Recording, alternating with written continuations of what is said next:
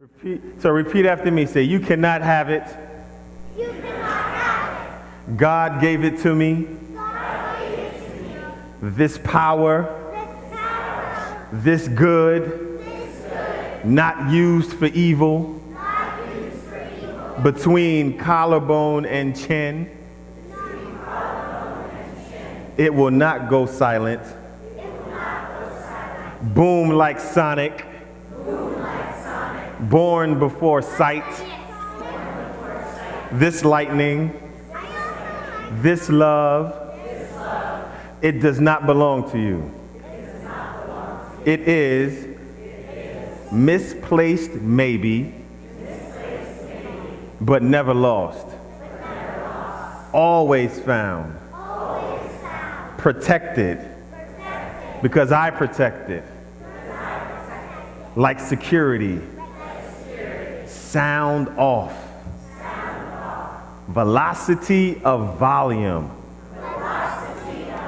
You're good. It is my voice. It is my voice. It is my voice. If you would, please rise. It is your voice. Never forget the power of your voices. Now use your voice to repeat after me. One of the greatest poets to me, Muhammad Ali, would always say this. And I want you to say, I'm the greatest. I'm the greatest. Let's wake up the whole church. I'm the greatest. I'm the greatest. I said that before I knew I was. Don't tell me I can't do something.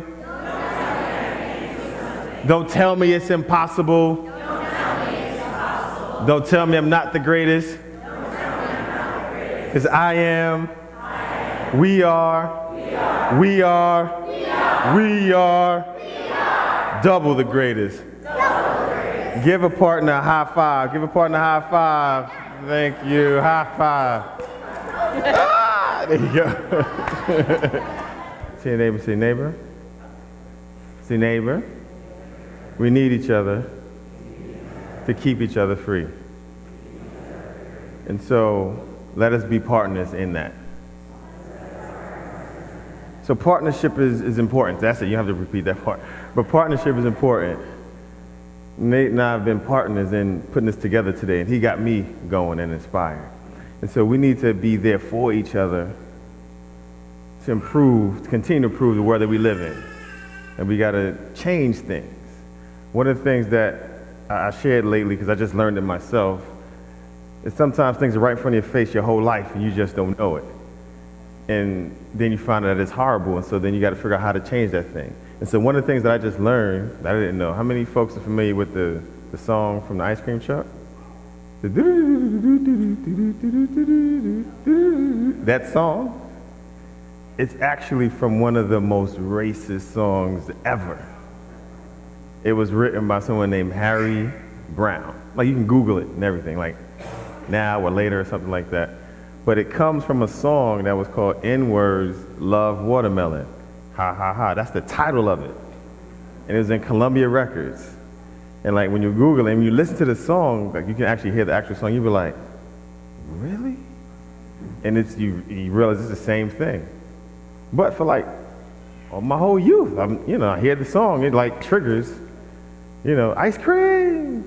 But now it's such a different feeling and different emotion comes from that. And so now I found myself saying, now that I know this, what do I do with this information? How do I impact things? And so I've been sharing it in hopes that we can impact the ice cream truck and change the song or something like that, because now we know what it is. Once you have information, you're responsible for it. Yes? So let's be responsible for it. And so with that, I share the following. Hey there, black child. Hey there, young child. Hey there, brown child swinging from the tree. Instead of whips and chains, now they just shoot me. See you next time with bulletproof skin. They figured out a new way to kill us again. Hands up, don't shoot is what we say. I can't breathe, don't kill me that way. My spirit don't die. God loves me. Tell the pearls of the world and newborn babies. Ferguson, Missouri's an epidemic, not a situation. If it's not an epidemic to you, that means it's not affecting you yet. I bet if a group killed countless people group like you, it would be an epidemic to you. But hold up, stop and frisk this around the age. when I was old enough to go outside and play by myself.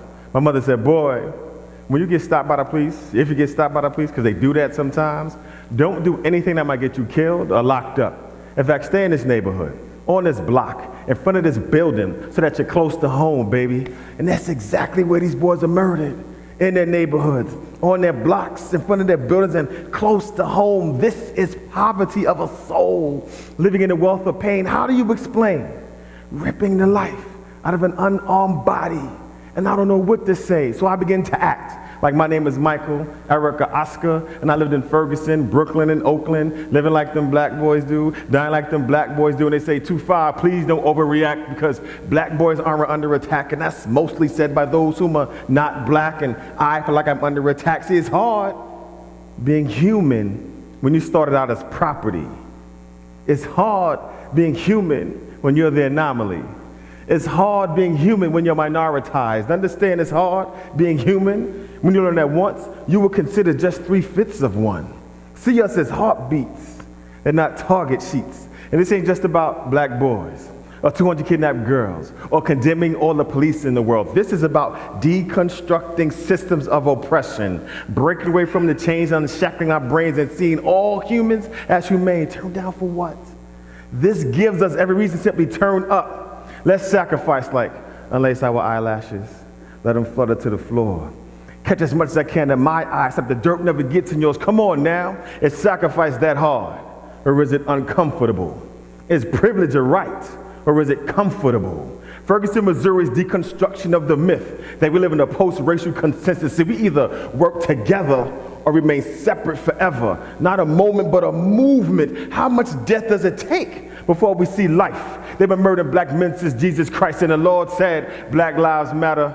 Everybody matters, not just white bodies matter, but when young white bodies get snatched, everything is used to catch those body snatchers, but not kidnappers of black and brown bodies. It's true. Check 1776, 1812, and 1492. When white bodies leap from roofs, remember, black and brown bodies fight suicide too. Recognize that darker bodies get abused too, just like white bodies do, but it seems to not matter till it happens to a white body. But anybody that's hurt should have somebody alert, a body that can assist in the matter. We all matter. When black and brown bodies get hurt, it should hurt white bodies too until those bodies are rescued. All I'm asking is if somebody could remind everybody that nobody is a nobody, and that black, brown, and white bodies are all beautiful human bodies. Good morning, everyone.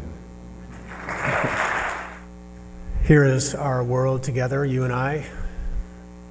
Beautiful things happen and hard things too. Let us keep our hearts tender and our words true. This is what we are about. We know there's no answer but to love each other. We bear witness against unnecessary destruction. We gather here Sunday after Sunday to practice being the person that we are trying to be. And we remind ourselves that we cannot do everything, but and that something's never nothing. So let us forget our perfect offering. There is a crack in everything. Say with me. That is how the light gets in. So Jamele, you have your, what were the shoes again? Donatello. So there how many Ninja Turtles were there? 3. No, there's 4, because I have my...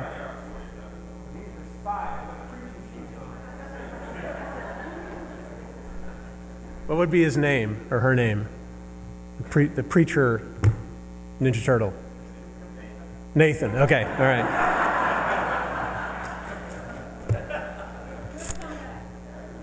So say after me, once upon a time. I'm pulling a little Jamele here. Once upon a time. Okay, I'll tell you, fine. Once upon a time, almost, I think it was 4 years ago, Jamele and I met with Katie Fresnelli and Ann LaFleur at Station 5 Grill down in Natick. It's near the Roche Brothers. If you go, it's cash only. I learned that the hard way. And you pay that fee when you go into the ATM at the Roche Brothers. Anyway, I met Jamele because, Jamele, your poetry was mentioned to me after people from our racial justice team and others of you went to see a movie at the Center for Arts in Natick. The movie was called I Am Not Your Negro, about a book James Baldwin never finished. And you, Jameel, you opened your show with the poem that you just shared for us a little bit ago called Comfort Control. That opening line about Ferguson, Missouri, which is only 11 miles from where I grew up, where our house is, Mom. That's right. And it stays with me still. You said, Jameel, how do you feel about the situation in Ferguson? It's not an epidemic. It's not a situation. It's not an epidemic to you.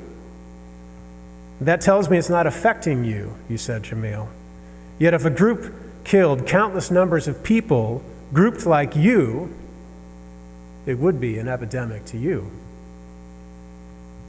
I keep hearing those lines, Jameel. It's like this, your poem is saved in my files, and they're hot to my ears. You ever heard like your ears get hot? Your words are hot to my ears, they're hot to my heart. Because they're showing us again and again what we know in our heads, but we actually don't experience very often, at least me, let me speak for myself. I experience in my body, which is just how segregated and segmented we've all become. This notion that if it's not affecting me, then it's not really an epidemic, it's more like a headline. I mean, Jameel, my mom never told me what yours did. You never said to me, Mom, when stopped by police,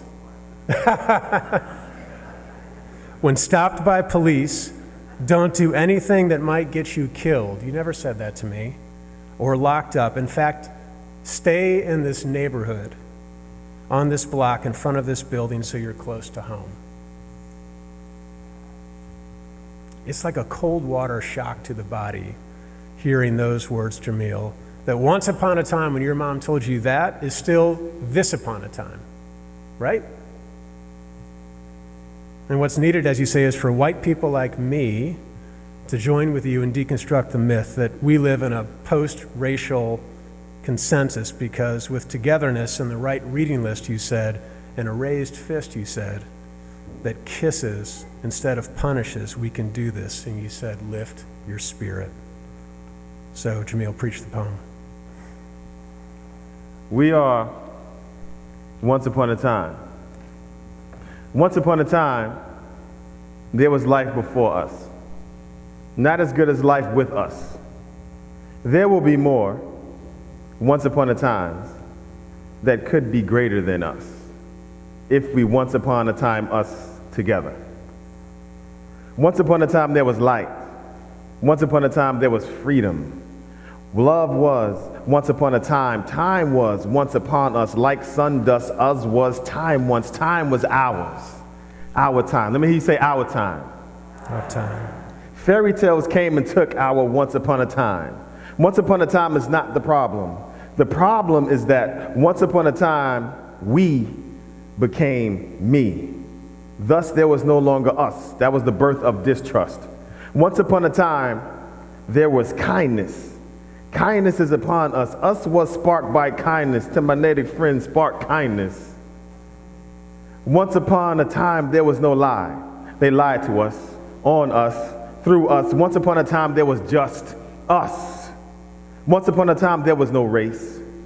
Could there be a time once just justice? Once upon a time there might be equality.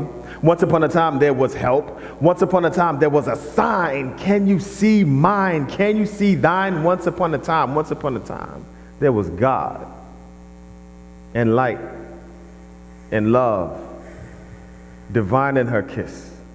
Kahani. Let me hear you say kahani. Kahani. Kahani is a Hindi word that means once upon a time. Once upon a time there were no aliens. Now some humans are called aliens. Once upon a time there were no borders. Now there's a new world order. Once upon a time there was dance, and now all we have is this. Once upon a time we were familiar. Now we're estranged. We've deranged the range of human emotion. Once upon a time sanctuaries were safe. Churches were safe. Once upon a time everyone had water. Once upon a time we all could eat. Once upon a time there were polar ice caps. Once upon a time there will be climate justice. We are climate justice.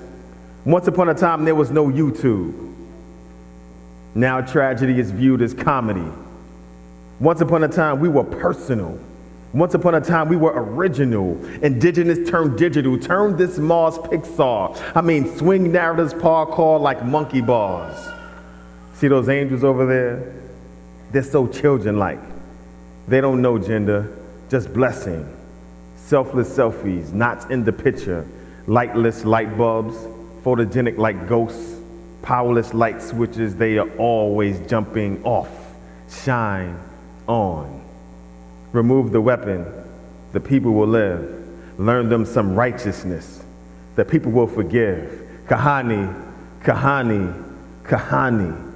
Once upon a time, there was we, God body. We are love. Once upon a time, we will return to love. Let me hear you say return to love. Return to love. Return to love.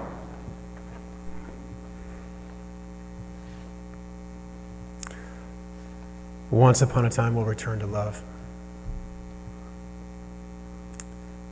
I need your optimism. So far in this new year that now feels like a very old year. Does that feel that way to you? So far in this new year, I've been waxing and waning, mostly waning, on my private until now public resolution to turn off the Trump channel and the outrage and the news addiction, because the upsetness that I start to feel when I see all that stuff only helps me to do one productive thing, which is to go faster with anger on my bicycle. Anger's fuel, right? But it burns fast. It burns hot. Anger's not sustainable. And your vision, Jamil, from Once Upon a Time, which is as much about the future as it is the past, needs us to have spirits and souls and hearts and minds and bodies that are built more for the marathon than the 100-yard sprint. Right? Right.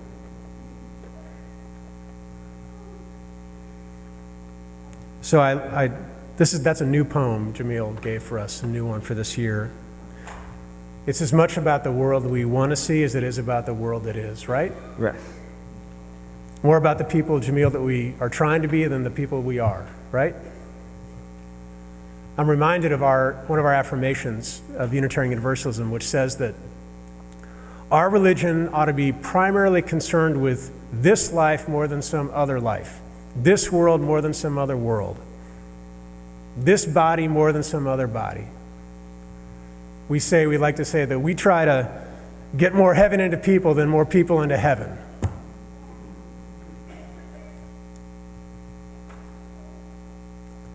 Sounds good. The problem, though, is that it means that salvation's here, which is kind of a bummer sometimes. It means it's now. It means it's in you, it's in me. Like, I don't feel equipped to do this sometimes. It's not in the brochure of clacking palm trees and beaches elsewhere. It's not there. It's not in the escape plan to a new life, or a new relationship, or the new gym routine, or the new job, or the new diet, or any other, all of the gospels we're told to believe that it's just going to be better if you just get over there. Oh, instead, like we say, we have to be at home in ourselves. We have to be home. And all the complexity that means, like, this is it. This is it.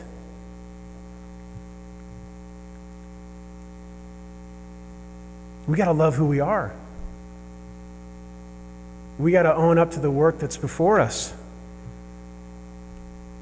Because here on the hinge between February and March, Emily in our staff meeting called it farch, if you want a new word.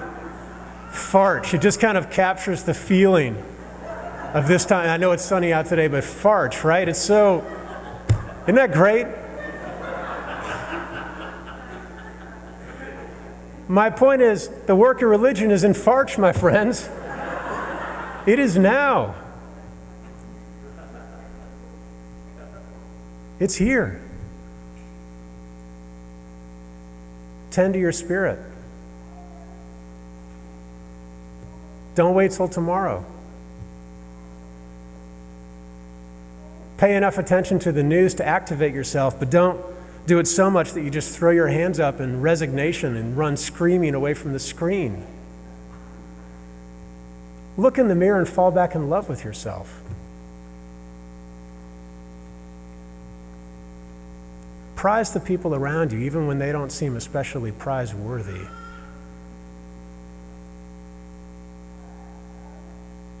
Don't float away. Don't hide. Tend to this world, this time, this now, this place. Jamele, preach the poem. I am home. I am Home. home. I am home. Sometimes I don't want me here. Myself interrogated my motives for being here. Like I don't belong. Like I don't follow the rules. Disrespect my laws. I prove to myself that I exist by calling home by name. This home is big. This home is black. Sometimes someone else answers, says her name is God. I am not broken. This home has heart. This home has good and strong bones. I am house of the Lord. Let me say, I am house of the Lord. I am house of the Lord. I should answer my prayers and listen when I speak. Forgive myself. Human in me. I am home. Let me say, I am home. I am home. Even when I don't want me home, protect this house. Bless this house. A house divided is a house that falls. I keep me together. I am not the home if I am not there. I am Home Depot. My mortgage is paid by how I treat others. Utilities stay on based on my truth to youth ratio. And I shine. Let me say I shine. Say we shine. We shine. Just take a second. I imagine, I keep thinking about Alicia. And like the flame, I was sitting there, I think Katie was sitting right here next to me, and I said, imagine what's going through her mind. She's probably like, I don't want to burn the house and the church down, I don't want to set the pastors on fire, like this carpet around. I'm just trying to imagine what she might be thinking as she holds this flame that we're all anticipating her to light. And I just want us to just think about what she was thinking about that moment, and the bravery and the courage and the skill that it took to do that. Ask that we do that as human beings in relationship to each other. Take that chance, take that risk, use that courage to bring light. She was bringing light. That's what happens. I ask us to bring that light. Let's be homes. And this is written because people oftentimes feel they're lost, but we can always find home in ourselves, then we're never lost.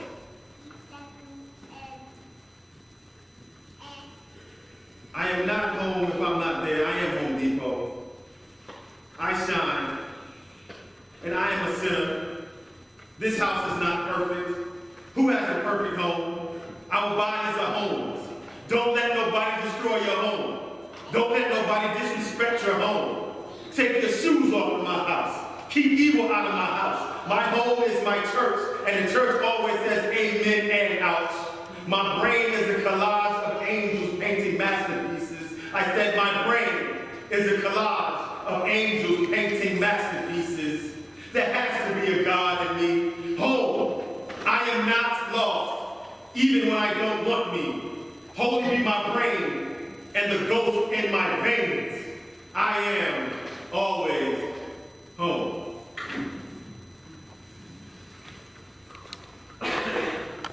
Depot.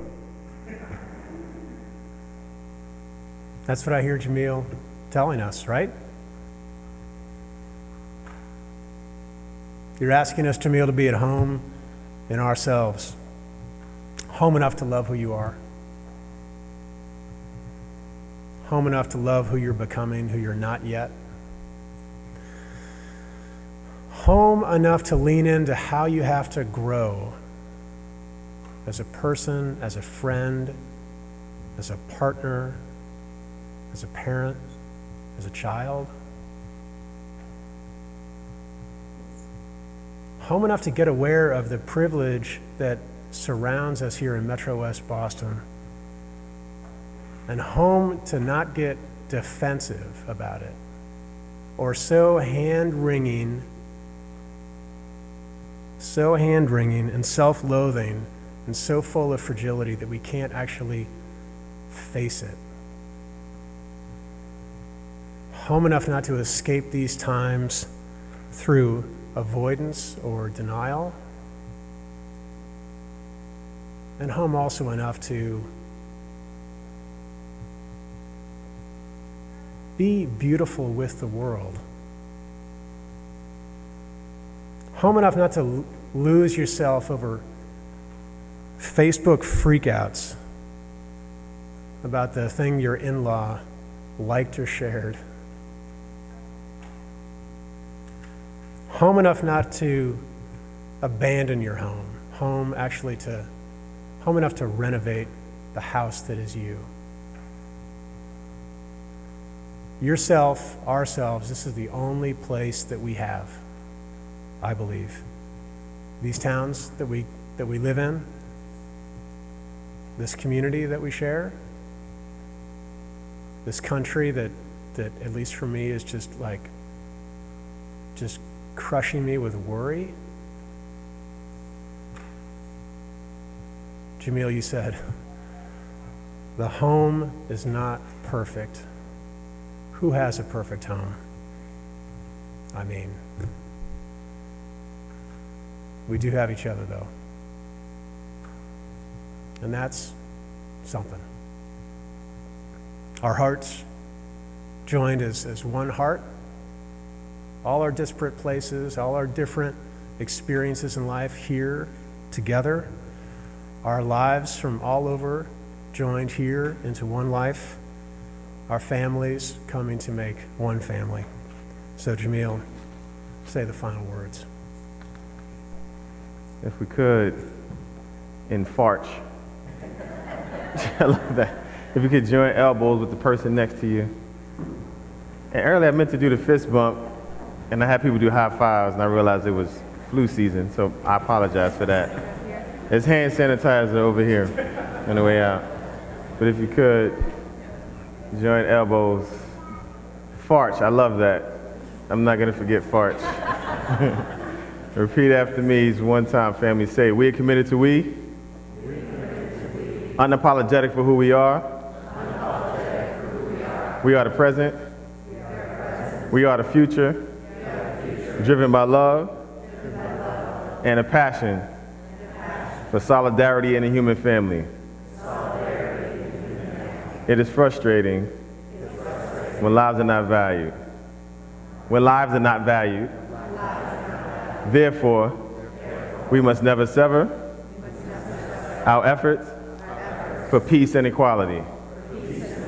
For we are one heart, one love, one life, one people, one family. One heart, one love, one life, one people, one family. One heart, one love, one life, one people, one family. Amen. We love you, Jamele. Love you too. Thank you.